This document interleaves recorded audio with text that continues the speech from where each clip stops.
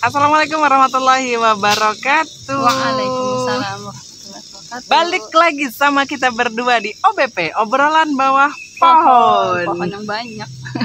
Sejuk banget di sini, Masya Allah. Tuh kan, Masih enak ada. banget ya, hijau. Terus kontras banget sama kerudung kita berdua. Kalau kita pakai hijau juga, sangka rumput Bunglon. gitu. Aduh, Masya Allah, di sini enak banget sahabat. Jadi cuacanya adem, nggak panas, belum kali. Tapi ini memang kayaknya isolasi tuh. lagi- Bawah pohonnya rata. Banyak. Sengaja cari lokasi yang banyak pohonnya, biar sejuk juga. Perangkatnya sejuk, kitanya Ya. sejuk. Semoga hati juga sejuk. Amin, ya rabbal alamin. Apa yang akan OBP obrolkan hari ini, tunggu saja. Yang jelas kami mau ngucapin makasih dulu buat sahabat OBP yang masih setia menonton. Nggak nonton nggak apa-apa, tapi putar aja videonya. Yang penting didengerin ya. Iya, karena insya Allah dari kita berupaya menyajikan bahasan-bahasan yang akan tayang di OBP, channel OBP kami ini. Semuanya berdaging, waduh, bermanfaat lah, dan juga ngebahas hal-hal yang mungkin sudah seliweran dan kita juga gatel gitu, kepengen ngebahas juga buat para sahabat OBP supaya bertambah lah sedikitnya dari apa yang sahabat OBP punya, ditambah lagi sama channel OBP. Masya Allah, makasih ya atas dukungan. Jangan lupa like, comment, dan subscribe channel ini. Sebarkan juga. Ya, kalau kemarin ada obrolan tentang Palestina, kemudian kemarin ada juga obrolan tentang Rohingya di channel ini. Ini mau nyambung lagi, sebenarnya nyambung karena konfliknya itu bukan konflik ya. Persoalan itu adalah persoalan yang sama, yaitu masalah tanah. Ya nggak sahabat? Palestina juga begitu. Jajah karena mengambil tanah gitu Iya. ya, tanah tempat Mereka tinggal gitu kan. Yang kedua, Rohingya juga begitu. diusir dari tanah hidup Tempat mereka hidup. Nah, berikutnya kita ngomongin soal tanah juga yang ini dirasakan mungkin oleh kami berdua, mungkin pernah merasakan, dan juga mungkin sahabat OBP dan juga seluruh masyarakat mungkin ya yang ada di sekitar sahabat atau yang jauh. Gitu ya, karena persoalan lahan ini persoalan yang serius, sangat rentan gitu ya, dengan konflik juga. Konflik baik itu Pak pesawat lewat dulu. Tepat kayak di atas kepala. Masya Allah. apakah kita di area bandara? Nggak semua ya orang di area bandara ya, apa namanya, orang yang dekati pesawat tinggal di area bandara. Masya Allah. Apa tadi, lanjut masalah lahan itu gimana? Memang biasanya tuh riskan dengan konflik yang kemudiannya baik yang oleh mungkin pihak pemerintah atau pihak swasta gitu ya, yang ya ada yang mengambilnya secara damai atau ya lebih yang banyak konflik ya, kadang ya pasti secara terpaksa ya. Urusannya itu. Jadi persoalannya tuh banyak. Ada yang lahannya dialihfungsikan gitu dari lahan pertanian jadi pemukiman. Kemudian dari yang tadi kebanyakan tuh persoalannya ada alih fungsi lahan, dan juga tadi masalah kepemilikan juga itu jadi persoalan tentang lahan gitu kan. Jadi lahan tanah gitu ya. Mungkin ada juga misalnya dari alih fungsi tempat tinggal gitu, pemukiman jadi kayak infrastruktur ya namanya, kalau jalan jadi mungkin pembangunan apa intinya alih fungsi lahan tadi ya. Iya, benar-benar. Dan itu jadi ya agak bermasalah gitu ya. Terutama mungkin dalam masalahnya itu yang masyarakat bisa juga karena tumpang tindih pemilik gitu ya kan. Kemudian ada juga mungkin masalahnya yang paling ini kan masalah ganti rugi. Ya. Ya, namanya juga ganti rugi. Gantinya ya sesuai yang rugi. Maksudnya bukan ganti untung. Kalau ganti untung mungkin nggak konflik ya. Oh iya, kalau benar. ganti untung nggak konflik gitu. Ya. Itulah beberapa persoalan yang terkait dengan lahan. Jadi biasanya misalnya kalau dialih fungsikan itu biasanya karena lahannya tidak produktif gitu ya. Kemudian biaya gitu, biaya yang bakalan buat ngolah lahan itu loh banyak gitu kan. Pun kalau misalnya ini kita bicara misalnya lahan pertanian itu tidak ada bantuan gitu ya untuk mengolah si lahan itu, artinya si petani atau pemilik lahan itu mengeluarkan biaya yang besar banget untuk ngurusin si tanahnya itu atau mengolah si lahan atau tanahnya tadi gitu ya. Kemudian ketika dijual ya tadi yang dibilang Bu Mas Leti, tanahnya itu jualnya ganti rugi, bukan ganti untung. Artinya kan harga jualnya itu nggak sebanding dengan pengeluaran yang sudah dilakukan. Harga tanah awal mungkin harga tanah awal sekian, kalau dijualkan tuh sekian ada kelihatan. Cuman pengeluarannya itu harus dihitung juga ketika dia itu si pemilik lahan sebelumnya itu mengolah lahan-lahan tersebut kan ada biayanya. Nah itu juga yang apa ya, yang akhirnya tuh bikin ini juga ada persoalan-persoalan di tengah-tengah masyarakat terkait masalah lahan. Cuaca juga gitu, Masya Allah ya. Kalau bilang cuaca ini nanti banyak lagi persoalan lagi kayak perubahan iklim dan lain-lain. Ya, hari ini kita nggak tahu. Kayak saya pernah nemuin gini, ya nggak Bu sih, di meme gitu ya. Kita itu sekarang kalau kekeringan atau musim kemarau keringnya kering banget. Kalau musim hujan langsung banjir. Nah, Ya, itu juga dikit-dikit aja hujan iya. udah banjir. Itu kan ya ada persoalan tadi. Kalau kita nggak tahu sekarang bagaimana iklim kita, nanti coba dicek-cek oleh sahabat, dan juga nanti bisa jadi ada keterkaitan juga sama ada lahan-lahan yang sudah gundul, serapan-serapannya dan sebagai-bagai itu persoalan yang terkait akhirnya mengerucut ketika ada persoalan lahan tadi, ya itu yang terjadi di kalangan di masyarakat. Terasa nggak sahabat gitu kan yang seperti itu.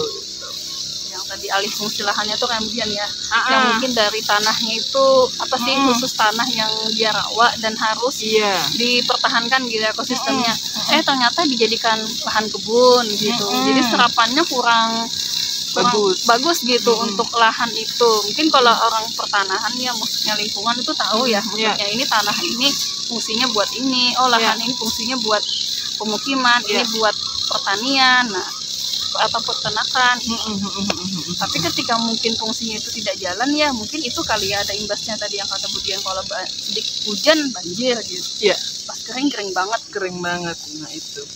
Jadi kalau untuk di Indonesia sendiri juga banyak ya. Sepanjang tahun 2023 ini konflik terhadap lahan atau kita bicara konflik agraria itu banyak banget dari Sabang sampai Merauke, dan itu juga respon di masyarakat juga banyak juga yang merespon ingin mempertahankan tempatnya. Nah hari ini OBP ingin menyampaikan unek-uneknya adalah kita punya kok solusi di dalam Islam itu seperti apa gitu kan, supaya bisa menyelesaikan gitu kan. Benar. Ternyata kalau dilihat itu kan memang pemicu yang jadi misalnya masyarakat itu apa sih Budian, konflik ya gitu. Konfliknya itu yang pertama kan memang satu ya, tidak ada kejelasan gitu konsep kepemilikan. Nah kalau dalam Islam itu melihat maksudnya masalah yang sekarang ini tidak ada kejelasan status kepemilikan lahan itu. Dan yang kedua, negara itu hanya sebagai apa sih regulator aja gitu, atau fasilitator ya bahasanya.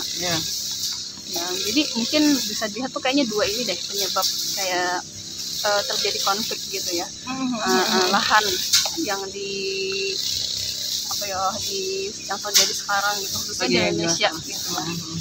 Jadi memang perlu perubahannya tuh kayak mendasar gitu, dari sudut pandang bagaimana konsep kepemilikan tanah itu statusnya punya siapa itu jelas gitu ya. Jadi tidak ada yang saling merebut lagi gitu ketika tahu itu statusnya tanahnya punya siapa. Ini yang uniknya. Konsep Islam bisa menyelesaikan konflik lahan. Sekali lagi sahabat OBP, Islam tidak hanya punya menyelesaikan persoalan yang terkait ibadah mahdoh. Artinya Islam menyelesaikan seluruh persoalan-persoalan kehidupan, termasuk hari ini yang kita bahas adalah masalah tanah gitu. Berarti kita harus lihat dulu perubahan mendasar tadi yang sudah disinggung Bu Mas Lihat itu apa gitu kan. Apa nih berarti?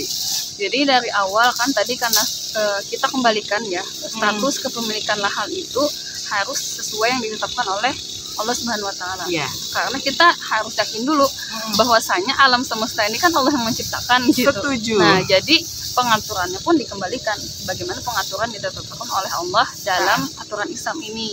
Benar-benar. Tuh. Kemudian yang kedua, ya tadi kan karena negara itu hanya sebagai sekarang itu regulator ya atau fasilitator aja, maka negara ya harus hadir gitu dalam menentukan gitu ya, maksudnya mengatur urusan masyarakat ini dalam hal tanahnya itu tadi.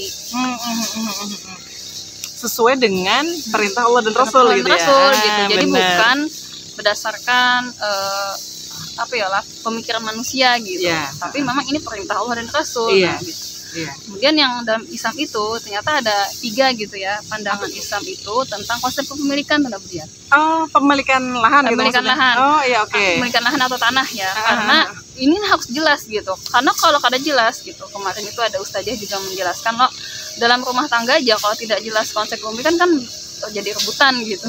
Sudah dibagi tetap aja rebutan. Iya. Itu kan mungkin ada yang lebih apa ya, lebih egonya lebih tinggi. Nah, jadi dalam Islam itu pertama ada yang namanya lahan yang boleh dimiliki individu.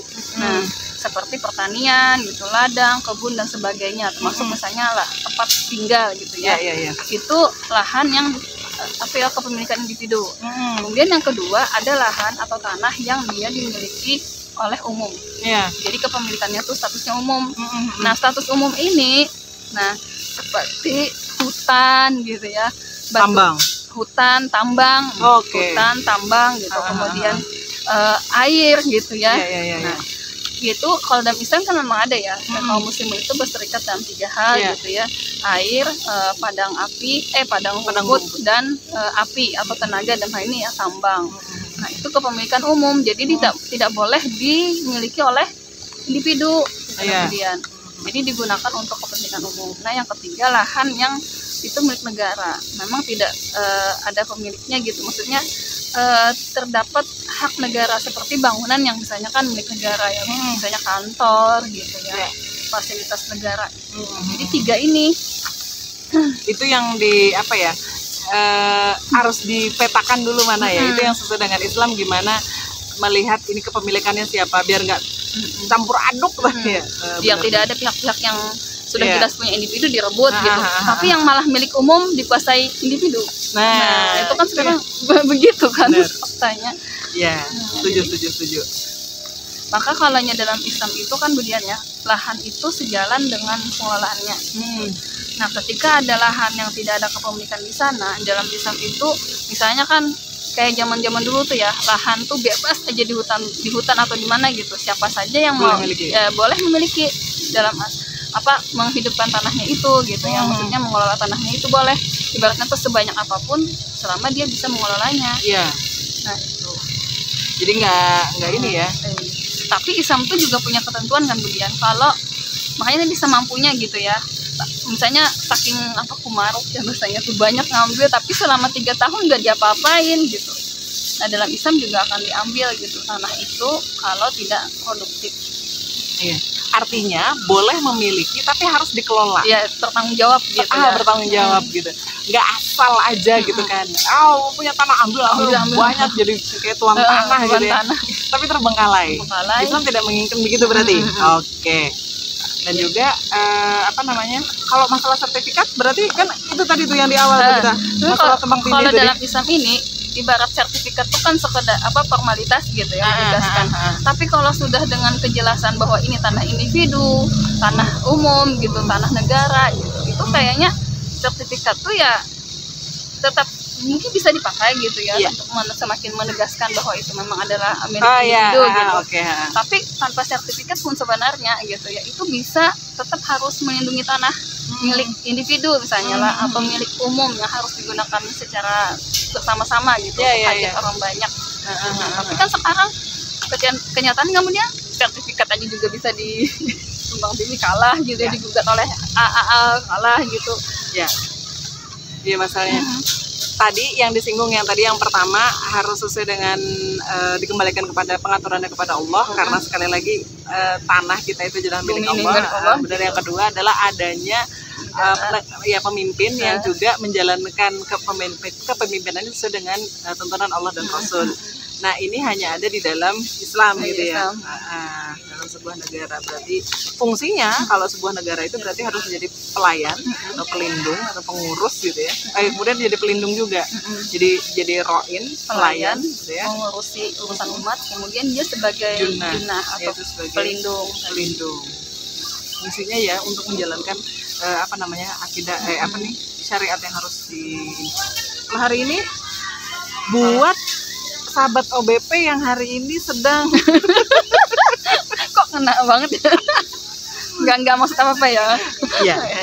Jadi ya buat sahabat OBP yang saat ini punya konflik misalnya dengan tanahnya gitu, baik itu apapun bentuknya ya, satu ya sabar gitu, kedua jalani aja proses hukumnya gitu.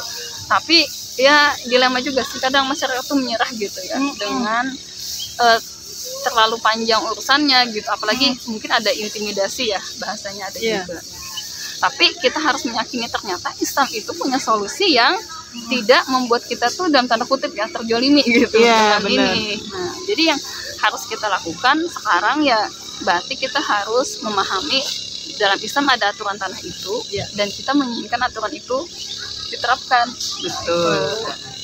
Belajar juga pahami syariat juga. Jadi sabarnya tadi gitu ya sambil belajar gimana sih syariat itu seharusnya, dan kita hari ini mungkin bagi sahabat WP yang punya sedang berkonflik masalah tanah atau lahan tadi bisa juga menghadapinya sesuai dengan apa yang disyariatkan Allah gitu kan, ikut kajian gitu termasuk ya Bu ya.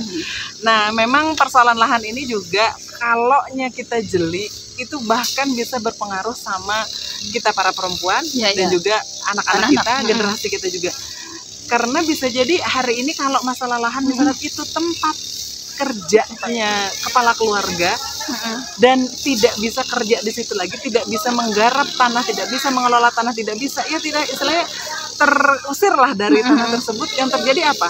Hilangnya lapangan pekerjaan, hilangnya keharmonisan di rumah tangga, generasi-generasi sudah putus sekolah, acak adul gimana lah, keluarga jadi amburadul gitu ya. Dan itu sangat-sangat berpengaruh kepada kita para perempuan dan juga para generasi. Nah, inilah yang hari ini yang mungkin bagi kita, aku nggak kena, aku masa bodo amat, efeknya ada. Nah, itu mungkin Allah alam bisa, mungkin adalah sahabat-sahabat OBP semua yang mungkin bisa menyadari sendiri. Iya ya, ternyata. Dan itu memang sebenarnya terjadi sih ya, cuman tidak terlalu terpublis gitu sebegitu besar efeknya ya dari perebutan atau perampasan lahan ini gitu. Karena tadi ya kan lahan mata pencaharian bisa hilang, tempat tinggal bisa hilang gitu, terus diganti ke lain ternyata tidak sesuai dengan yang sebelumnya gitu. Iya benar. Dan berefek kan bagi kepala keluarga itu kepada keluarganya gitu, istri dan anak-anaknya gitu. Ya syukur-syukur bisa masih bersabar gitu. Ya. Nah, itulah sahabat OBP obrolan tentang konflik lahan, konflik tanah yang bisa kami hadirkan ke indera dengar, indera visual sahabat OBP semuanya. Mudah-mudahan ada manfaatnya. Dan juga jangan lupa untuk selalu belajar tentang tadi kalau masalah agraria berarti pelajari dikit-dikit, pelan-pelan juga nggak apa-apa, dan juga belajar Islamnya karena Islam punya satu hal yang paripurna untuk menyelesaikan problem kehidupan kita. Terima kasih yang sudah mendengarkan, menyimak OBP kali ini. Sampai bertemu lagi di OBP selanjutnya. Saya Diana Girwati. Siap. Undur diri dulu. Wassalamualaikum warahmatullahi wabarakatuh. Waalaikumsalam.